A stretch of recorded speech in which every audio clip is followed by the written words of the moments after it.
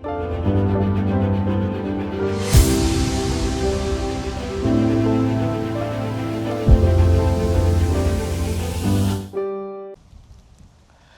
TV நேயர்கள் அனைவருக்கும் வணக்கம். நம்ம இப்போ சந்தித்து கொண்டிருக்கும் ஒரு மாமனிதர், இலக்கிய சொற்பொழிவாளர், பட்டிமன்ற பேச்சாளர், எழுத்தாளர் தாமல் கோ சரவணன் அவர்களோட சந்திக்க இருக்கிறோம். வணக்கம். வணக்கம். தாய் தமிழ் உறவுகளுக்கு வணக்கம். லண்டனுக்கு வந்த அனுபவம் எப்படி இருக்குன்னு சொல்லுங்கள். இது முதல் தடவைன்னு கேள்விப்பட்டேன். இந்த கம்பன் விழாவில் எப்படிலாம் நிகழ்வுகள் நடந்துச்சு, எப்படிலாம் விழா போணுச்சுங்கிறத கொஞ்சம் சுருக்கமாக சொல்லுங்கள். வணக்கம். கம்பன் விழா ரொம்ப ஆச்சரியம் எனக்கு முதல்ல. ஏன்னா தமிழ்நாட்டில் நிறைய கம்பன் கழகங்கள் உண்டு. அதுக்கப்புறம் இலங்கை கம்பன் கழகம், அப்புறம் இப்போ சமீபத்தில் ஆஸ்திரேலிய கம்பன் கழகம். ஆனால் லண்டனில் ஒரு ஐரோப்பிய கண்டத்தில் ஒரு கம்பனுக்காக ஒரு விழா எடுக்கிறது அப்படிங்கிறது எனக்கு ரொம்ப ஆச்சரியமாக இருந்தது என்னை அழைக்கும் போதே. ரெண்டாவது இந்த லண்டன் அப்படிங்கிறது, ஏன்னா நம்ம ஊர்லெல்லாம் கிராமங்களில் ஒரு சும்மா பேசும்போதே அந்த மாதிரி ஒரு வார்த்தை, பெரிய லண்டன்லேருந்து வந்தார் அப்படின்னு சொல்கிற வழக்கம் ஒன்று உண்டு. இப்போ அந்த லண்டன்கிறது வந்து நமக்கு அப்போத்துலேருந்தே ஒரு பெரிய விஷயமாக பார்க்கப்பட்ட ஒரு ஊர் தான். ஏன்னா நம்மளை அஃப்கோர்ஸ் இந்தியா காலனி ஆதிக்கத்தில் இருந்தது பிரிட்டிஷுகளுடையன்றபோது அந்த லண்டன்கிறது வந்து ஒரு பெரிய விஷயமாக பார்க்கப்பட்டது. எல்லாரும் லண்டனுக்கு அதிகமாக போகிறதுக்கான வாய்ப்பு குறைவு. ஏன்னா தமிழர்கள் அதிகமாக வேலைக்காக மலேசியா, சிங்கப்பூர், அது போனால் துபாய், இதுதான் அதிகமாக. அப்புறம் கனடா நிறைய, இங்கிருந்து நான் சொல்கிறது தமிழ்நாட்டிலேருந்து வேலைக்காக போய் நிறைய போகிறது இல்லை அப்படின்னு இருக்கிறது. இப்போ லண்டன்கிறது வந்து ரொம்ப ஆச்சரியமான ஒரு விஷயம் எனக்கு. ரெண்டாவது, நான் நிறைய வாசிப்புகளில் லண்டன் நிறைய உண்டு எனக்கு. காந்தியுடைய சத்திய சோதனை படிக்கும் போதெல்லாம், அவருடைய லண்டன் பயணங்களெல்லாம் படிக்கும் போதெல்லாம் நான் ரொம்ப ரசிக்கிறது உண்டு. சத்திய சோதனை புத்தகத்தில் நான் அதிகமாக வண்ணங்களால் அப்படியே அடிக்கோடிட்டுருக்கேன்னா அதில் அந்த அடிக்கோடிட்ட பக்கங்கள் எல்லாம் அவர் லண்டனில் இருந்து அவருடைய அனுபவங்கள் பக்கங்கள் தான் நான் பண்ணியிருப்பேன். அப்போத்துலேருந்தே லண்டன் மேலே ஒரு ஈர்ப்பு, ஆங்கிலத்தில் அந்த ஒரு கிரேஸ்ன்னு சொல்லுவாங்கள்ல, அந்த மாதிரி இருந்தது. அந்த ஒரு பெரிய எதிர்பார்ப்போடு தான் நான் லண்டன் வந்தேன். நான் வரும்போது எனக்கு லண்டன் அதே மாதிரி தான் இருந்துச்சு. நீங்கள் கூட நிறைய அதை பற்றி எனக்கு சொன்னீங்க. ஒரு 300 ஆண்டுகால கட்டட அமைப்பு, வீதிகள், வீடு, இதெல்லாம் அப்படியே இன்னும் நமக்கு அந்த பழைய லண்டனுடைய அழகை அப்படியே புதுமையாக பார்க்குற மாதிரியே இருந்துச்சு. ரொம்ப ஆச்சரியமாக இருந்தது எனக்கு. அதில் இந்த விழா ரொம்ப நேர்த்தியான ஏற்பாடோடு பண்ணியிருந்தாங்க. அறிவு அறக்கட்டளைன்னு சொல்லிட்டு 2 நாள் கம்பன் விழா. அது 2 நாளுமே வழக்காடு மன்றம், பட்டிமன்றங்கள், இளைஞர் அரங்கம், தனிப்பேச்சு, சிறப்புரை அப்படின்னு நிறைய மக்கள் எதெல்லாம் அவங்களுக்கு தேவைப்படுது இங்கே இருக்க மக்களுக்கு அப்படின்றத ரொம்ப பார்த்து பண்ணியிருந்தாங்க ஆர்கனைசர்ஸ். அதுக்கு என்ன காரணம்னா, அவங்க இது 3வது ஆண்டுன்னு நினைக்கிறேன் அந்த கம்பன் விழா. போன ஆண்டுகள் நிறைய இசை நிகழ்ச்சிகளும் நாட்டிய நிகழ்ச்சிகளும் இருந்தது. இயல் ரொம்ப குறைவு. அவர் என்ன நினச்சாங்கன்னா, பேச்செல்லாம் இங்கே கேட்க மாட்டாங்கன்னு நினச்சிட்டார். பட் ஆனால் பழைய வருடங்கள் இந்த பேச்சுக்கு ஒரு பெரிய எதிர்பார்ப்பு வந்ததை பார்த்துட்டு, இந்த வருடம் இசைக்கும் நாட்டியத்துக்கும் பெரிய இடம் கொடுக்காம முழுக்க இயல் நிகழ்ச்சிகளாக வச்சார். என்ன ஆச்சரியம்னா, முதல் நிகழ்ச்சிக்கு வந்த கூட்டத்தை விட 2ஆம் நாள் நிகழ்ச்சியினுடைய கூட்டம் 2 மடங்கு அதிகமாக இருந்ததுங்கிறத பார்க்க முடியுது. அப்போது அவருக்கே ரொம்ப ஆச்சரியம் இல்லை, எங்களுக்கு ரொம்ப ஆச்சரியம். ஏன்னா எங்கள் தமிழ்நாட்டிலே கம்பன் விழாலாம் பண்ணோம்னா கூட்டங்கள் கூட்டுறது பெரிய விஷயமாகி போச்சு இப்போல்லாம். ஆனால் இங்கே லண்டனில் ஒரு பெயர்ந்து வந்து இங்கே வாழக்கூடிய தமிழர்கள் தமிழுக்காக ஒரு விழா எடுக்கும்போது இவ்வளவு சிரத்தையோடு வந்து கூடி அந்த விழாவை இவ்வளவு அழகாக்கி கொடுத்துட்டு போனது வந்து என்னால் மறக்கவே முடியாது. நீங்கள் சொன்ன மாதிரி இதனுடைய முதல் லண்டன் பயணம். ஏன்னா நம்ம இதுக்கப்புறம் எத்தனை முறை வேணாலும் வரலாம், ஆனால் இந்த முதல் அப்படிங்கிறது எப்போவுமே அதில் ஒரு பெரிய சிறப்பு இருக்குது. அப்படி இந்த முதல் லண்டன் பயணம், முதல் கம்பன் விழா இங்கே லண்டனில் எனக்கு ரொம்ப மகிழ்ச்சி. அதே மாதிரி இந்த கம்பன் விழாவில் நமக்கு ஒரு விருது கொடுத்தாங்க, செந்தமிழ் அருவின்னு. நான் கடல் கடந்து கண்டம் கடந்து வாங்குகிற முதல் விருதும் கூட. அதனால் இப்படி பல விதங்களில் இந்த நிகழ்ச்சி, இந்த பயணம் எனக்கு ரொம்ப நெஞ்சுக்கு ரொம்ப நெருக்கமான ஒரு பயணம்னு சொல்லலாம். வாழ்த்துக்கள். அந்த முதல் விருதுக்கான வாழ்த்துக்கள். வாழ்க்கையில் நீங்கள் சொன்ன மாதிரி தான், முதல் முறை என்பது ஒரு முறை தான் நடக்கும். அடுத்தடுத்துலாம் அந்த அனுபவம், அது ஒரு பயமாக இருந்தாலும் சரி, அது ஒரு சந்தோஷமாக இருந்தாலும் சரி, மறுமுறை நடந்தால் அது மறுமுறை தான். ஸோ அந்த முதல் முறையில் இப்படி கிடைக்கிது, அதுவும் லண்டனில் நீங்கள் பெற்றிருக்கிறதுக்கு எங்கள் தாய் டிவியின் சார்பாக மிகப்பெரிய பாராட்டுகளை தெரிவித்துக் கொள்கிறோம். லண்டனில் இப்போ எத்தனை நாள் இருக்கீங்க? இந்த நாட்கள் எப்படி உங்களுக்கு போணுச்சு? லண்டன் பிடிச்சிருக்கா? லண்டன் உங்களுக்கு எந்த மாதிரி அனுபவத்தை கொடுத்துச்சு? எங்கள் ஊரில் ஒரு பழமொழி சொல்லுவாங்க, இந்த பட்டிக்காட்டா முட்டாய் கடையை பார்க்குற மாதிரி ஏன்டா பார்த்துட்ருக்கேன்னுவாங்க. அந்த மாதிரி தான் ரொம்ப எனக்கு வியப்பு தான். அதாவது இப்போ சிங்கப்பூர் மாதிரி ரொம்ப ஹைடெக் சிட்டி மாதிரி அப்படியான ஒரு பிரம்மாண்டம் இல்லை இது. ஒரு ஆங்கிலேயர்கள் அவங்களுடைய அந்த ஒரு 300 ஆண்டுகால அந்த நகரம் அமைக்கப்பட்டதனுடைய அந்த தொன்மையோடு இருக்கிற அந்த புதுமை தான் நான் ரொம்ப ரசிக்கிற விஷயமா எனக்கு இந்த லண்டனில் இருந்தது. நான் வந்து சரியாக ஒரு 10 நாட்கள் இங்கே இருக்கேன். ஒவ்வொரு நாளுமே ஒரு புதிய அனுபவமாக எனக்கு இருந்துச்சு. ரொம்ப வேகமாக போயிடுச்சுன்னு சொல்லணும் லண்டன். ஏன்னா நீங்கள் உங்களை மாதிரி பல நண்பர்கள் ஒவ்வொரு நாளும் என்னை கூட்டிகிட்டு இதை சுற்றி காட்டுறது, பல பாராளுமன்றம் சதுக்கம் பார்த்ததா இருக்கட்டும், இல்லை பக்கிங்ஹாம் அரண்மனை பார்த்ததா இருக்கட்டும், இதெல்லாம் நமக்கு தமிழ்நாட்டில் இருக்கிற நமக்கு லண்டனில் இருக்க இதெல்லாம் பார்க்குறது ரொம்ப ஆச்சரியமான விஷயம் தான் எப்போவுமே. அதை நம்ம இல்லைன்னு சொல்ல முடியாது. இந்த 10 நாள் அப்படி தான் ரொம்ப வேகமாக போச்சு. ஒரு பக்கம் கம்பன் விழாக்கான ஏற்பாடுகள், விழாக்கான ப்ரிப்பரேஷன்ஸ்னு ஒரு பக்கம்னா, இன்னொரு பக்கம் இந்த அழகான லண்டனை சுற்றி பார்க்குறதுக்கான ஒரு வாய்ப்பு அமைஞ்சது. ரொம்ப நிறைய பார்த்து வியந்தேன் இந்த லண்டனில் அப்படின்னு சொல்லணும். ஏன்னா முதல்ல இங்கே இருக்கிற கட்டுக்கோப்பு, ஒழுக்கம், இது ரெண்டுமே ரொம்ப ஆச்சரியமானது தான். ரொம்ப ஆச்சரியமாக இருக்குது இங்கே இருக்க மக்கள், அவங்க வாழ்வியல், இந்த வீடுகள், இந்த இந்த அரசு, இது எல்லாமே எனக்கு ரொம்ப ஆச்சரியமாக தான் இருக்குது. உங்கள்கிட்ட ஒரு முக்கியமான சில கேள்விகளை கேட்கலான்னு சொல்லிட்டு நினைக்கிறோம். முதல்ல வந்து இந்த மாதிரி தமிழர்களுக்காக இந்த சொற்பொழிவு ஆற்றுறது சரி, உங்களோட அடிக்கடி பேசும்போது நீங்கள் ஒரு விஷயத்தை பதிவு செஞ்சுக்கிட்டே இருப்பீங்க. என்னன்னாக்கா இந்த ஜென்சி, இப்போ இந்த 2K கிட்ஸுக்கு பிறகு வர இளைஞர்களை வந்து எப்படியாவது தமிழ் மூலியமாக கவர்ந்துடணுங்கிறதுல வந்து நீங்கள் வந்து அடிக்கடி சொல்கிறீங்க, அதில் தீவிரமாக இருக்கீங்க. இந்த தமிழ் பற்றி எப்படி ஏற்பட்டுச்சு உங்களுக்கு? நான் வந்து இந்த ஜென்சி குழந்தைங்களுக்கு கூட நம்ம போய் தலைமுறைக்கு கூட தமிழ் போகணுன்னு நினைக்கிறதுக்கான காரணம் என்னென்னா, எனக்கு இருக்கிற பெரிய பயம்தான். ஏன்னா இப்போ தமிழ்நாடும் சரி, இல்லை இங்கேயும் சரி, நம்ம ஒரு நிகழ்ச்சியில் மேடை ஏறி உட்கார்றோம், சந்தோஷம், நல்ல தமிழில் பேசுகிறோம், சந்தோஷம். ஆனால் எதிர்க்க உட்கார்ந்துருக்கிறவங்களாம் யாருன்னு பார்த்தா ஒரு 50+ ஆடியன்ஸ் தான் உட்கார்ந்துருக்குறாங்க. இப்போ என் பயம் என்னென்னா, அவங்கெல்லாம் போனதுக்கப்புறம் இப்போ எனக்கு ஒரு 50-60 வயசு ஆகும்போது நான் மேடை ஏறி பேசினா எதற்கு யார் உட்காந்துருப்பாங்கங்கிற பயம் தான் எனக்கு வருது. அப்போது அதுக்காக தான் நான் நினைக்கிறது, இப்போ அடுத்த தலைமுறைக்கு தமிழ், அதுவும் ஜென்சியுடைய மனோநிலை ரொம்ப வேறு. இப்போ உதாரணத்துக்கு தமிழ்நாடுலாம் பார்த்துட்டிங்கன்னா அவன் எதுக்குமே ஸ்ட்ரெயின் பண்ண தயாராக இல்லை. இப்போ நம்மளாம் ஒரு மேனேஜர்னால் பயப்படுவோம். அவன்லாம் மேனேஜர் பார்த்து வேலையை விட்டு நிறுத்திக்கிட்டு போயிட்டே இருக்கான். அவன் ரொம்ப ரொம்ப கேஷுவலான ஒரு லைஃப்குள்ளே வந்துட்டாங்க. எல்லாமே அவனுக்கு என்ன எனக்கு அதில் கிடைக்குங்கிற எதிர்பார்ப்போடு இருக்கான். உணர்வு ரீதியாக ஒன்றோடு பிணைவது அப்படிங்கிறது ரொம்ப குறைஞ்சி போயிட்டதா மாதிரி நான் பார்க்குறேன். அந்த உணர்வு ரீதியாக ஒன்றுவது மொழியிலையும் அவனுக்கு ரொம்ப குறைஞ்சி போச்சுங்கிறது நமக்கு தெரியுது. அப்போது எப்போவுமே தமிழ் மட்டுமல்ல, நம்ம பண்பாடு, நம்ம மரபு, கலாச்சாரம், இது எல்லாமே எப்போ அடுத்தடுத்த தலைமுறைக்கு அது கரெக்டாக போகும்னா, முன்னாடி தலைமுறை அதை சரியாக வாங்கி அடுத்த தலைமுறைக்கு கொடுக்கணும். இல்லை நான் என் தலைமுறைக்கு ஏற்ற மாதிரி தான் நான் இருப்பேன், நான் எனக்கு ஏற்ற மாதிரி தான் நான் பண்ணுவேன்னா அடுத்த தலைமுறைக்கு ஒருபோதும் நம்ம அதை எடுத்துகிட்டு போய் பண்ண முடியாது. இப்போது அந்த காலங்கள்லாம் தமிழ் சினிமா பாடுவாங்க, பாட்டு தான் ஒரு படம் ஃபுல்லாக வரும். வணக்கம் எப்படி இருக்கிறவாங்க, அப்புறம் அதுக்கு ஒரு பாட்டு போடுவாங்க. வாரியாக நம்ம போகலாமான்னு அதுக்கு ஒரு பாட்டு போடுவாங்க.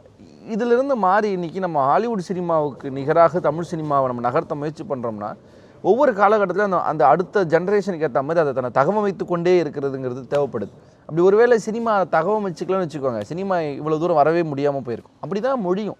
அப்போ இந்த அடுத்த தலைமுறைக்கு இதை கொண்டு போகணுங்கிற ஒரு பெரிய முனைப்பு எனக்கு உண்டு. அது முனைப்புன்னு சொல்கிறத விட தமிழ் மேல் ஒரு பெரிய காதல் கொண்டவனாக எனக்கு இருக்கிற ஒரு பெரிய கடமை.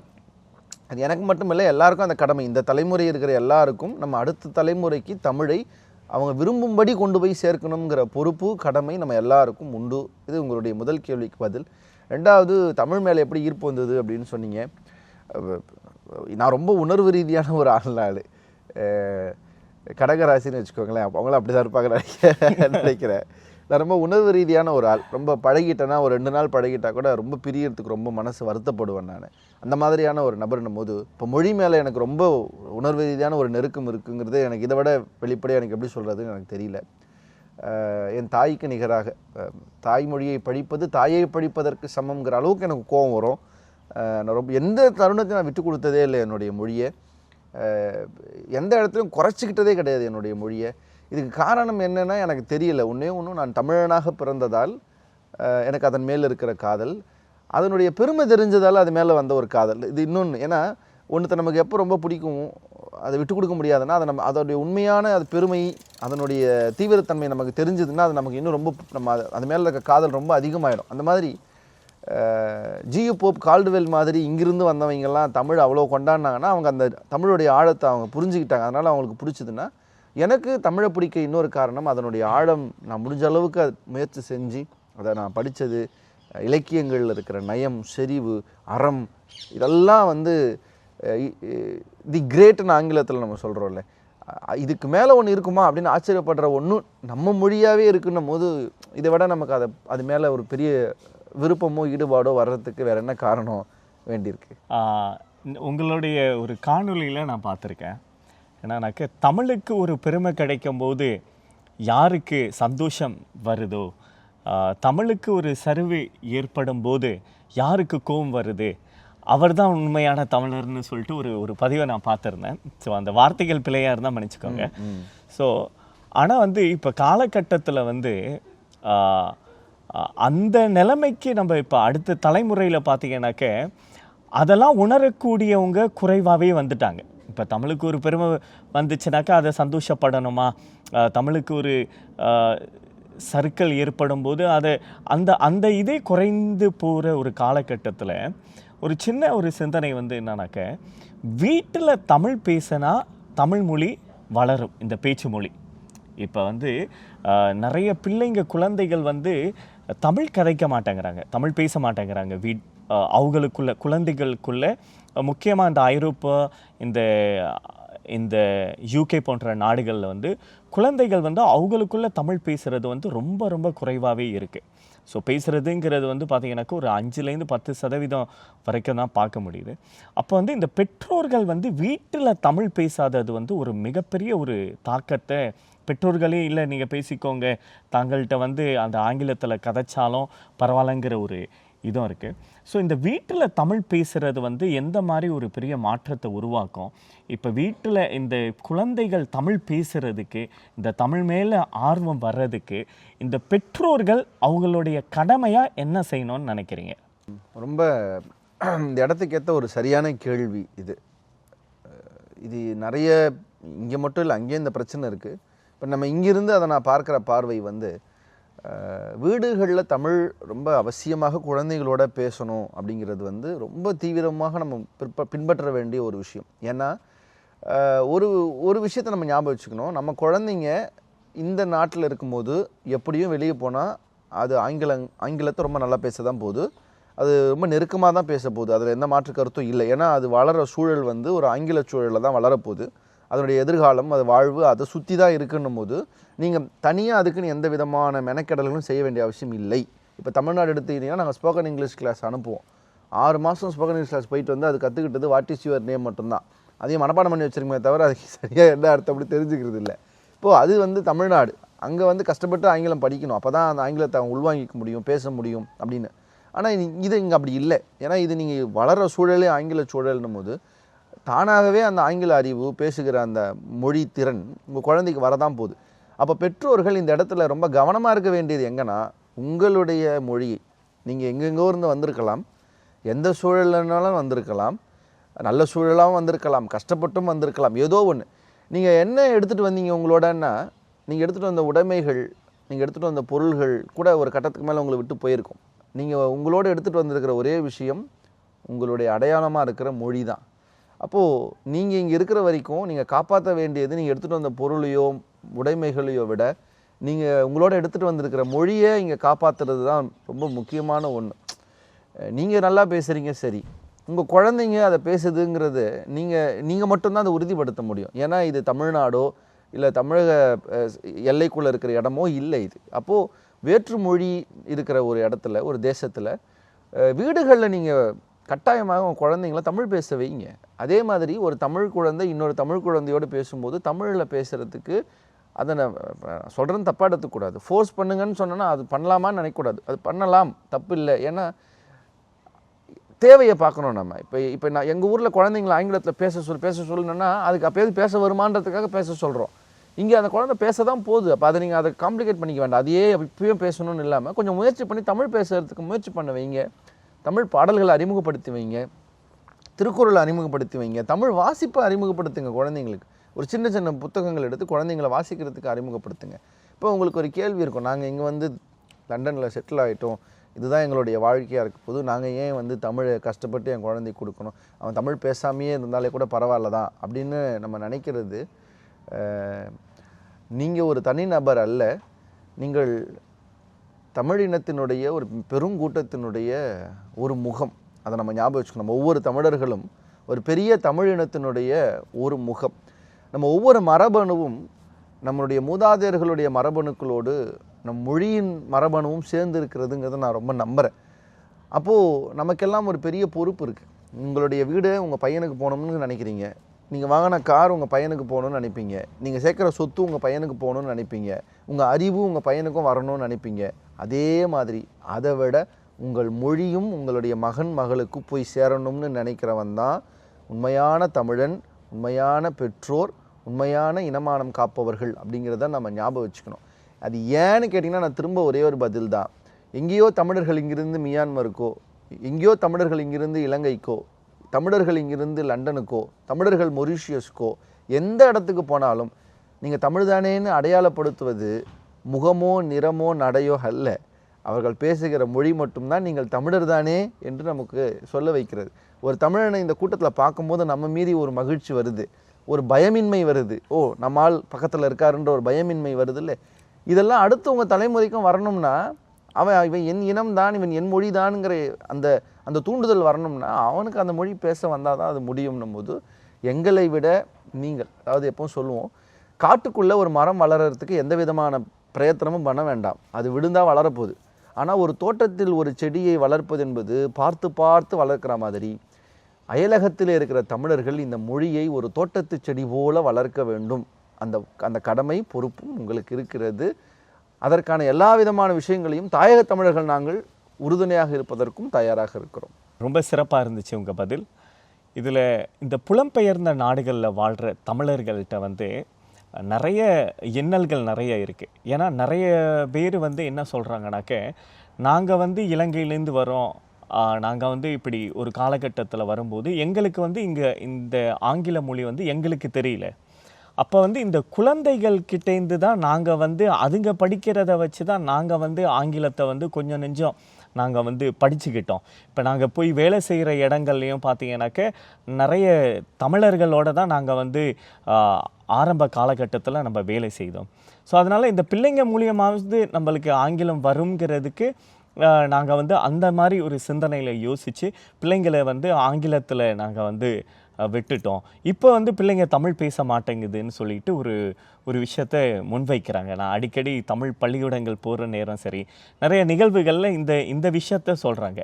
இதை நீங்கள் எப்படி பார்க்குறீங்க? இதற்கு என்ன தீர்வாக இருக்கும்னு நினைக்கிறீங்க? அதாவது அவங்களுடைய இந்த பதில் ரொம்ப நியாயமான பதில். ஒரு கட்டத்தில் அவங்களுடைய அடுத்த தலைமுறையை வச்சு இந்த மண்ணோட ரொம்ப நெருக்கமாகிக்க அவங்களுக்கு அந்த மொழி அந்த தலைமுறைக்கு கிடைக்கணும், அவங்க அதை பேசணும், அது அவங்களுக்கும் ஒரு வசதியாக இருக்குங்கிறதெல்லாம் தவறே இல்லை. அது ஒரு ப்ராக்டிக்கலாக யோசித்தோம்னா அதெல்லாம் ரொம்ப சரியான விஷயந்தான். ஆனால் அதே சமயம் இப்போ ஒரு குழந்தை 2 மொழிகளில் ரொம்ப திறமையாக இருக்கிறதுங்கிறது ஒன்றும் பெரிய ஆச்சரியமான விஷயம் இல்லை, அதை செய்ய முடியுங்கிறது தான். அப்போ அதுக்கு நீங்கள் அதை ரொம்ப பண்ண முடியாதுன்னு சொல்கிறதோ, பண்ண முடியாமல் போயிடுச்சுன்னு சொல்கிறதோ வந்து, அப்போ நம்ம ஏதோ ஒரு இடத்துல ஏதோ ஒன்றுத்துக்காக ஒன்று இழந்துட்டோங்கிறது தான் அர்த்தம். அப்போது அதை இதுக்கப்புறம் செய்ய முயற்சி பண்ணணும், அவ்வளோதான்.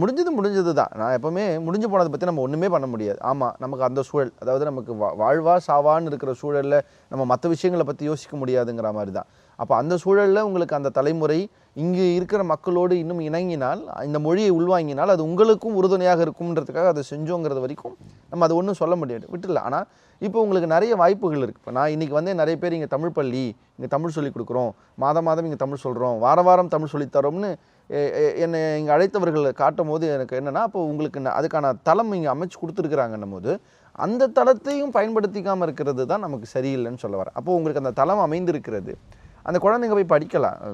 ஒரு 15 வயசில் கூட போய் தமிழ் கற்றுக்கணும்னா நல்லா இருக்குமான்னு கேட்கக்கூடாது. இப்போ நம்ம ஊரில் 15 வயசில் ஜப்பான் கற்றுக்குறாங்க, 15 வயசுக்கு மேலே போய் ஆங்கிலம் கற்றுக்க ட்ரை பண்ணுறாங்க, ஃப்ரெஞ்சு படிக்க ட்ரை பண்ணுறாங்க, ஜெர்மன் படிக்க ட்ரை பண்ணுறாங்க, மருத்துவம் ஜெர்மனியில் படிக்க நினைக்கிறவங்களாம் ஜெர்மன் கற்றுக்க ஆசைப்பட்றாங்க. அப்போது ஒரு மொழியை கற்றுக்க உள்வாங்கிக்க நமக்கு அதுக்கு ஒரு வயது தடையோ இல்லை நான் டாக்டராக இருக்காரு, அவர் இன்ஜினியராக போகிறாரு, நிர்வாக போகிறாரு, தமிழ் எதுக்குங்கிறதெல்லாம் வேண்டாம். இது நம்மளுடைய கடமைன்னு நான் சொல்லிட்டேன், அவ்வளோதான். இப்போது ஒரு அப்பா வந்து இதுதான்ப்பா என்னோட அப்பா, உன் தாத்தான்னு கை காட்ட வேண்டிய பொறுப்பு எப்படி இருக்கோ அதே மாதிரி இதுதான்ப்பா உன் மொழி, இதை நீ பேசுப்பான்னு சொல்லி அவனை பேச வைக்க வேண்டிய பொறுப்பு ஒரு தந்தைக்கு இருக்குன்னு நம்ம சொல்ல வரோம். இது பயன் கருதி செய்கிற பொறுப்பு அல்ல. உங்கள் குழந்தை நீங்கள் ஆங்கிலம் படிக்க வச்சிங்கன்னா அது பயன் கருதி செஞ்சது. இப்போ தமிழ் படிக்கணும்னு நினைக்கிறது பயன் கருதி அல்ல. ஆனால் அதே மாதிரி ஒன்று சொல்கிறேன், பெரிய விஷயம் என்னென்னா, இங்கே இருக்கிற தமிழர்கள் இவ்வளோ தூரம் வந்து கூட தமிழை விட்டு கொடுக்கல. அதை நான் பார்த்த வரைக்கும் அவங்க தமிழ் மேலே இருக்கிற பிரியம், இப்போ இந்த கம்பன் விழாவே அதுக்கு ஒரு பெரிய சாட்சி. ஏன்னா நான் வெளிப்படையாகவே சொல்கிறேனே, சில நாடுகளில் தமிழ் அமைப்புகள் என்ன செய்கிறாங்க, தமிழ் விழான்னு சொல்லிட்டு பாட்டு பாடுறவங்க, டான்ஸ் ஆடுறவங்கலாம் வர வச்சு, சீரியலில் நடிக்கிறவங்கலாம் வர வச்சு நிகழ்ச்சிகள் பண்ணி ரொம்ப சாதாரணமாக போயிட்டு இருக்கிறப்போ, எனக்கு தெரிந்து ஒரு தமிழ் மன்றம் கம்பன் என்கிற இலக்கியத்தை எடுத்து முழுக்க இலக்கியம் சார்ந்த தலைப்புகளை கொடுத்து தமிழை கொண்டாடிய பெருமை இந்த லண்டன் மாநகர் மக்களுக்கும் லண்டன் கம்பன் விழாவுக்கும் உண்டு. அப்போது நீங்கள் ரொம்ப மொழி மேலே அக்கறையாக இருக்கீங்கிறதுக்கு இது ஒரு பெரிய சாட்சியாக நான் பார்க்குறேன். நீங்கள் ஒரு முன்மாதிரியாக இருந்தீங்கன்னா இன்னும் சந்தோஷம்னு சொல்ல வரேன். மற்ற நாடுகளுக்கு புலம்பெயர்ந்த தமிழர்களுக்கு நீங்களே ஒரு முன்மொழியாக இருந்தீங்கன்னா, அது ஒரு முன்மாதிரியாக இருந்தீங்கன்னா அது இன்னும் பெரிய ஆச்சரியமான விஷயமா இருக்கும். அதுக்கான அத்தனை தகுதிப்பாடுகளும் உங்களுக்கு இருக்குங்கிறது தான். முடிந்ததாக இருக்கட்டும், அது ஏதோ ஒரு காரணம் முடிஞ்சு போச்சு.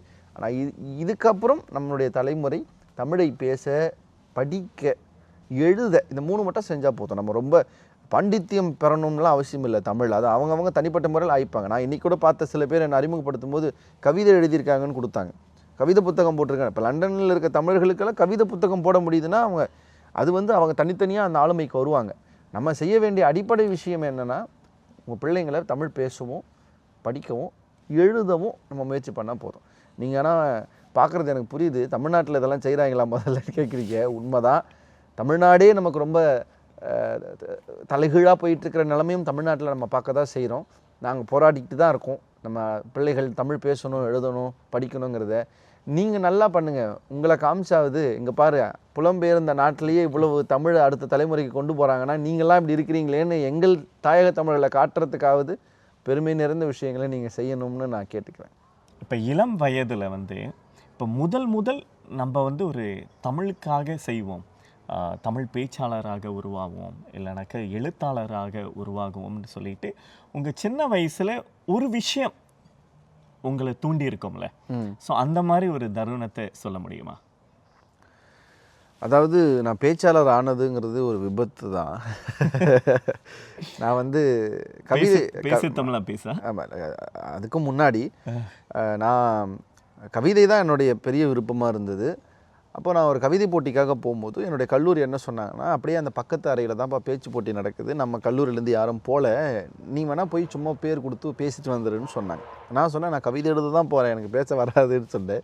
அவங்க இல்லை சும்மா யாருமே போனால் நல்லா இருக்காது, நீ இது முடிச்சுட்டு அங்கே போய் ஒரு தலை காட்டிட்டு போன்னு சொன்னார். அப்போ நான் எங்கள் கவிதை போட்டி முடிச்சுட்டு அங்கே போய் சிலப்பதிகாரத்திலேருந்து ஒரு தலைப்பு, இலக்கிய தலைப்பு பேசிட்டு நான் வந்தேன். ஆனால் பரிசுகள் அறிவிக்கும் போது எனக்கு கவிதை போட்டிக்கு பரிசு வரல, பேச்சு போட்டிக்கு முதல் பரிசு வந்துச்சு. அப்போ தான் நான் ஒரு விஷயத்தை யோசித்தேன், நமக்கு ஒரு விஷயம் பிடிக்குங்கிறத விட நமக்கு எது வருங்கிறது ரொம்ப முக்கியம் அப்படிங்கிறத நான் உணர்ந்த தருணம் அதுதான்.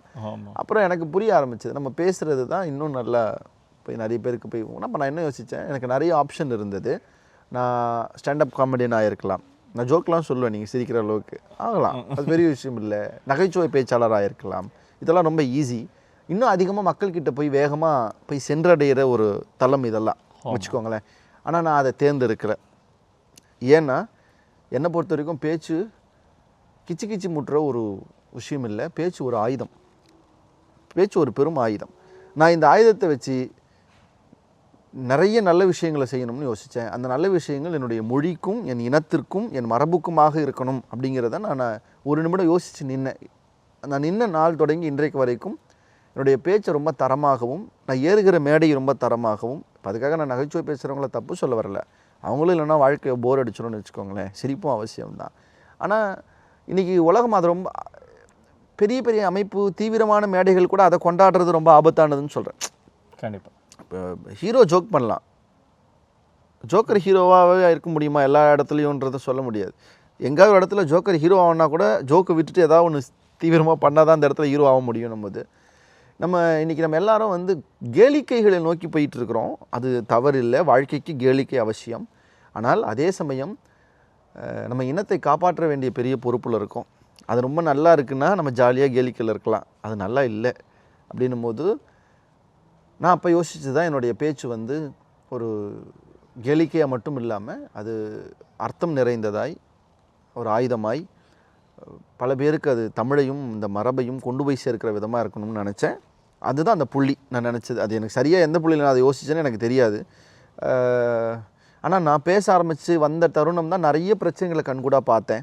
நம்மளுடைய இலங்கை பிரச்சனையாக இருக்கட்டும், ஜல்லிக்கட்டு பிரச்சனையாக இருக்கட்டும், இதெல்லாம் நம்ம அந்த வளர்ந்து வந்த அந்த அரும்பாக வளர்ந்து வந்த நேரங்கள் இதெல்லாம் பார்க்கும்போது எனக்கு புரிய வருது.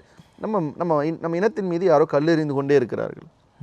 நம்ம இனத்தின் மீது யாரோ கல்லெறிந்து கொண்டே இருக்கிறார்கள்ங்கிறத நான் புரிஞ்சுக்க தொடங்கும் போது அப்போ நான் நினச்சேன், இப்போ நம்மளுடைய வேலை வந்து இந்த இனத்துக்காக குரல் கொடுப்பது தான் அப்படிங்கிறத நான் அப்போ முடிவு செஞ்சது தான் அந்த புள்ளி. இன்றைக்கு வரைக்கும் அதை தான் நான் வந்து செய்கிறேன்.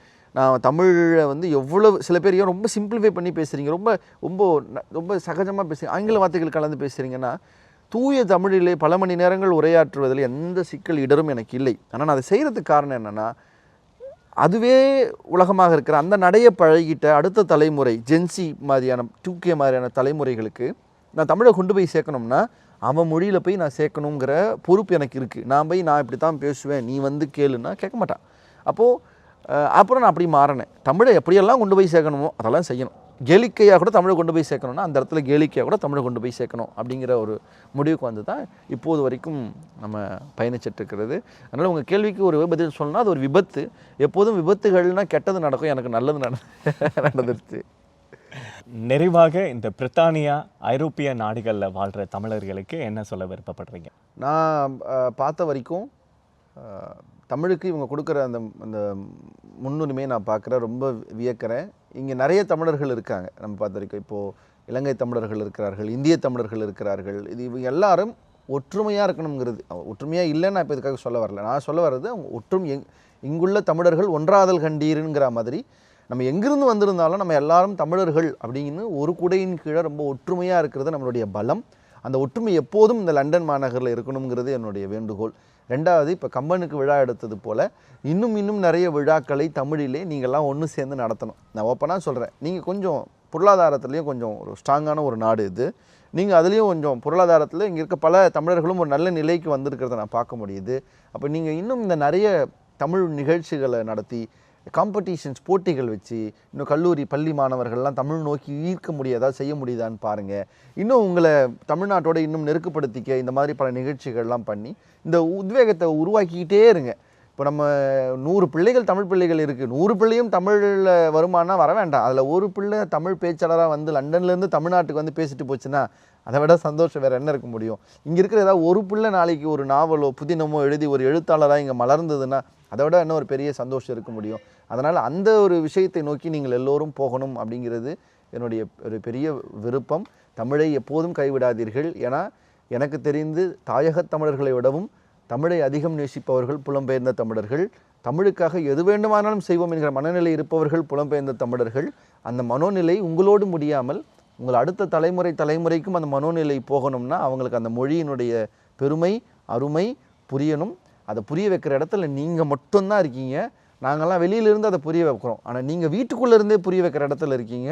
ஸோ அதை நிச்சயம் எப்போதும் செய்யணும் அப்படிங்கிறது பிரிட்டானிய தமிழர்களுக்கு என்னுடைய வேண்டுகோள். தாய் டிவி நேயர்கள் அனைவருக்கும் வணக்கம். இந்த உரையாடல் மூலியமாக நம்ம தலைமுறைக்கு ஒரு சிறந்த தமிழ் பற்றையும் தமிழ் உணர்வையும் கொண்டு செல்வோம் என்று கூறிக்கொண்டு விடைபெறுகிறேன். உங்களின் அகத்தியன். நன்றி, வணக்கம்.